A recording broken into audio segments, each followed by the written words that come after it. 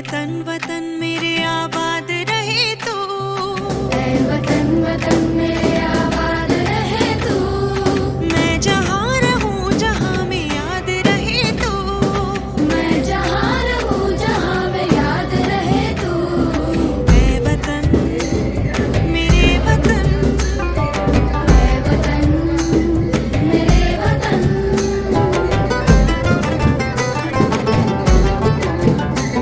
तू ही मेरी मंजिल है पहचान तुझी से, तू ही मेरी मंजिल है पहचान तुझी से।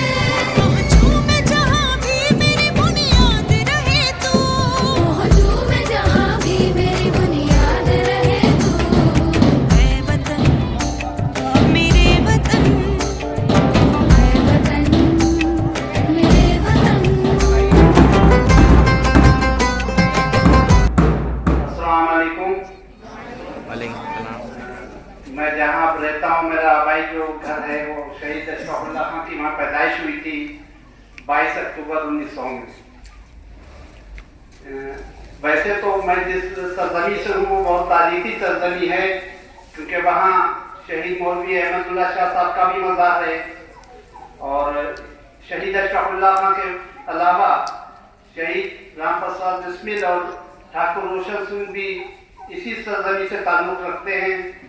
तो इस सरजमी को लैंड ऑफ मार्टियर्स या शहीदों की नगरी के नाम से भी बुलाया जाता है। शहीद अशफाकुल्लाह खां पहले काकोरी एक्शन में बढ़ चढ़ के हिस्सा नहीं लेना चाहते थे, क्योंकि उनकी सोच आगे बढ़कर थी कि हम कोई और बड़ा कारनामा करेंगे जिससे अंग्रेजों को ज्यादा से ज्यादा नुकसान पहुंचाया जा सके। लेकिन जब सब लोग एग्री हो गए इस बात के लिए, तो उन्होंने भी बढ़ चढ़ के हिस्सा लिया।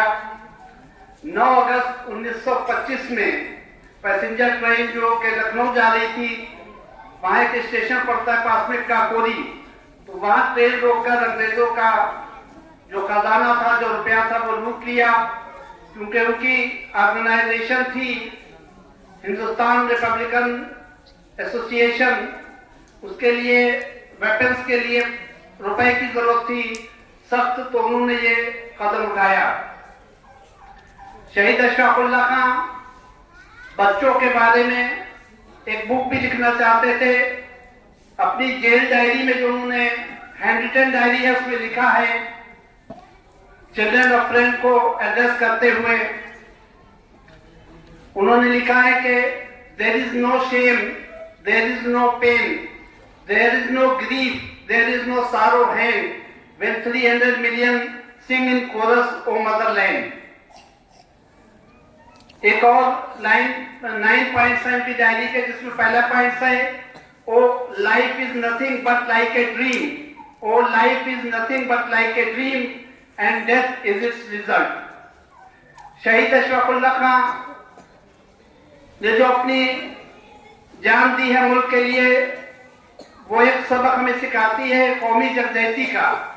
बिस्मिल जी के साथ में मिलकर कंधा से कंधा मिला के उन्होंने आखिरी वक्त तक उनका साथ दिया। बिस्मिल जी ने अपनी ऑटोबायोग्राफी में लिखा था कि अशफाक, तुमने मेरा मुंह उज्जवल कर दिया, मेरा फेस ब्राइट कर दिया।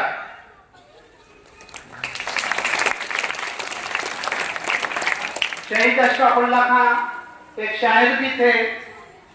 उन्होंने लिखा है, वतन रहे हमेशा शाद काम और आजाद, वतन रहे हमेशा शाद काम और आजाद, हमारा क्या है, हम रहे रहे ना रहे। जब जेल में उससे आखिरी आरज़ू पूछी गई, तो उन्होंने इस तरह से कहा कि कुछ आरज़ू नहीं। शायरी अशफाकुल्लाह खां की आखिरी रात, उसमें यह तसव्वुर किया था कि बिस्मिल कहते हैं मैं आऊंगा आऊंगा, ऐ भारत माँ तुझे आजाद कराऊंगा। मैं भी कह दूं पर मजहब से बन जाता हूँ, मुसलमान हूँ, पुनर्जन्म की बात नहीं कर पाता हूँ।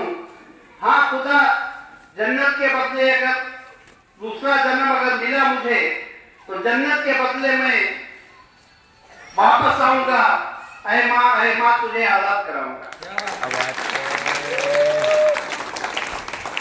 बात हो कि दिल अफरोज वाकया है ये, रोंगटे खड़े कर देने वाला, क्योंकि हम सोचने पे बहुत ही ये हो जा रहा है कि आखिरी लम्हा जो होते हैं, क्योंकि उन्हें मालूम है फांसी मिलने वाली है और उनकी आखिरी ख्वाहिश भी पूछी जाती।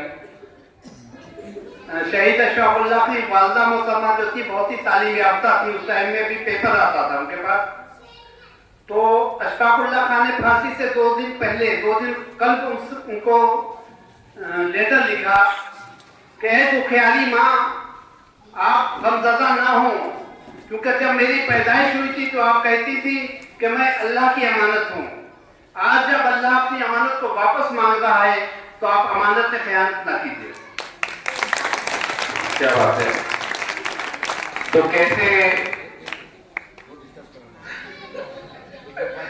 देखिए अभी कुछ देर पहले का लम्हा था कि